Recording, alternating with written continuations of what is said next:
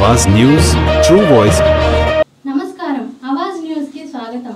రాజన్న సిరిసిల్ల జిల్లాలో ఎగువ మానేరు ప్రాజెక్టు వద్ద నీటి ప్రవాహం భారీగా పెరిగింది। గంభీరావుపేట మండలం నర్మల వద్ద 80,743 క్యూసెక్ల వరద ప్రవాహం ఉధృతంగా సాగుతోంది। దీంతో అధికారులు అప్రమత్తం జారీ చేసి దిగువ గ్రామాల ప్రజలు జాగ్రత్తలు తీసుకోవాలని సూచించారు। వరద ముప్పు కారణంగా ఎవరూ అజాగ్రత్తగా వ్యవహరించవద్దని హెచ్చరించారు।